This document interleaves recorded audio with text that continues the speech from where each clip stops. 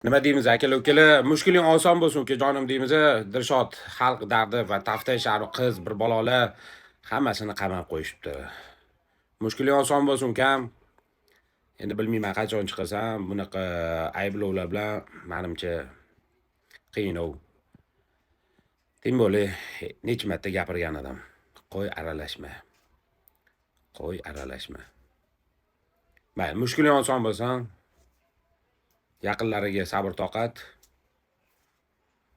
Kommentda bir yaxshi so'zlar aytib qo'yarsizlar. Hech kim dushmanimga ham ravo ko'rmayman unaqa joyi. To'g'risini aytaman, dushmanimga ham ravo ko'rmayman.